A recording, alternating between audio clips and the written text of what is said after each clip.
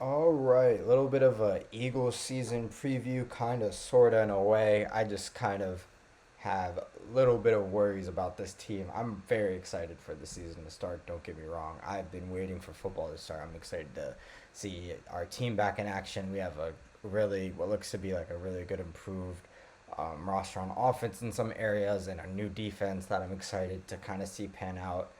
But I think, as mentioned in an early video, my concerns with this head coach still lie exactly where they are. I think almost to the point where I think we kind of got to stress I think we have a very good team, and you can't really take for granted kind of the place that Howie Roseman has gotten. Like this offense too, I think there's still some holes on the defense, but this roster is in a great place and trending towards really greatness, really. And I just don't think we have the head coach to really kind of see us over that hump, the after kind of past greatness to winning Super Bowl. Our goal is explicitly this year a Super Bowl, and kind of to get to that, you kind of can't really leave any stones unturned. It requires luck, but you really can hardly make any mistakes for yourself. And really, you kind of have any holes you kind of have to fill. You can't really take anything for granted, and I think we may be doing that a bit with our head coach position. I think the second that this team looks like we can't win a Super Bowl with the way things are trending, we gotta fire him. Whether it's week 1 through 25, doesn't matter. At some point, we just need to fire him. If it looks like we can't hit our goal, it just has to happen. The very meeting, the very moment, the very snap we realize this, you gotta cut the weaklings kind of out of that. I think obviously he's had success here within the regular season and had a successful playoff run here, but truthfully, he doesn't have his hand like he doesn't have proof of his hands of being on this team to where he can really lead us to where we have to go. I kind of think of it looking at our last season. We were looking like a boxer, a UFC fighter on the stool. We were just getting punched up. We needed a break. Literally, we got to the point where it looked like we needed someone to throw in the towel. And it really reminded me of I watch a lot of UFC fights. And when you watch them, you kind of see, usually almost every UFC fight you watch, there'll be one person kind of winning. And what you should really do, honestly, what trainers should really do for fights is the second you realize your fighter is not going to win, just throw in the towel. It's the best thing for his career. Obviously, it rarely works out that way because obviously throwing the towel means instant defeat, and there's always just a little bit of chance that rocky moment could happen. But I think it's very, very important to know when to throw in the towel in some areas and kind of just go back to the drawing board and just save some time. And I think that's where this applies. Just saving us time and kind of building towards a Super Bowl standard. I think that's just the most important thing to set. And you can get the roster, but the Super Bowl standard and kind of um, that process that people live by every day within an organization has to be there. And I don't think Nick Siriani is capable of instilling that.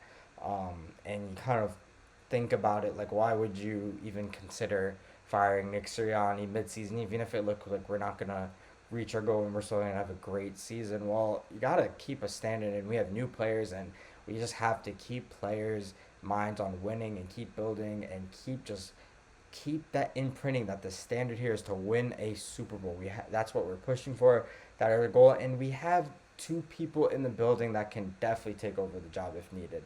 Kellen Moore and Vic Fangio, I think, very two highly touted coordinators. Vic Fangio is a former head coach himself. Didn't do that great as a head coach, but he doesn't have too many bad defenses when he's a coordinator. And then Kellen Moore, if you kind of think about it, he's literally here to become a head coach. Whether I'm sure, obviously, the standard path of that wouldn't be with us. Obviously, the goal is for him to win a Super Bowl and then leave and coach somebody else probably. But honestly, just save yourself explaining. Look at what Sean Seichin did. Literally, that's what Kellen Moore is here to do.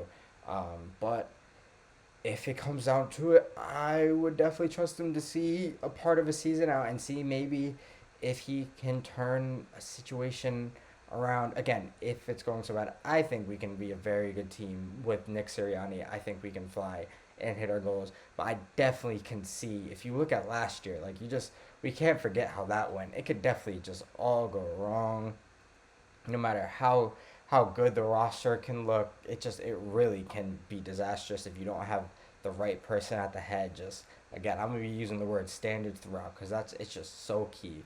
Any Winning any sports thing, it's really copy and paste just with different things. You just set a standard, find minds that can kind of keep their mind towards that standard, and find the abilities and apply those to the team that can help work towards that standard via actions. It's literally copy and paste in every sport. And kind of back to my kind of fighter training analysis analogy and apology, I'm kind of going to stick with that. Kind of when a fighter's on their stool in between rounds, again, UFC, literally there is two kinds of coaches.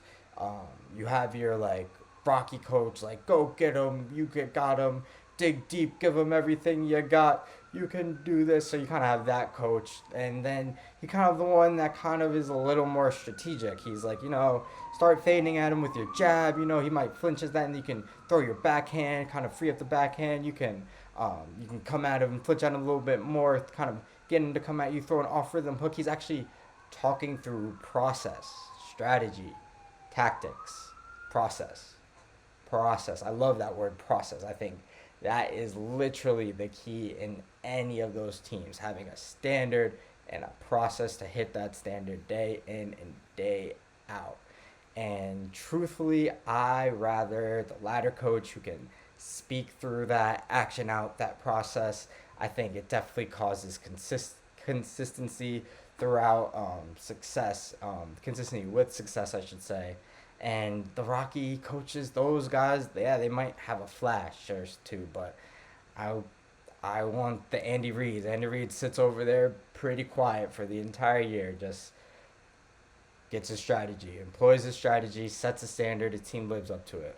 Bill Belichick, a guy say we might be looking at, I don't know about all of that, but he sits on that sideline, has a standard, has a process, and sticks to it.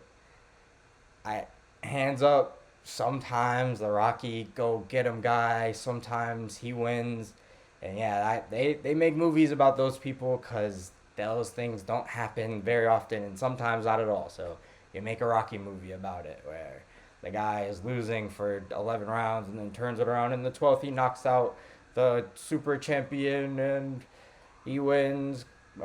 Whatever. Get him Rocky. That moment. You can have that. They make movies about it, but I'm thinking Lakers, Patriots, Celtics, 49ers, Cowboys, Lady Volunteers, Bulls. Literally, I want a documentary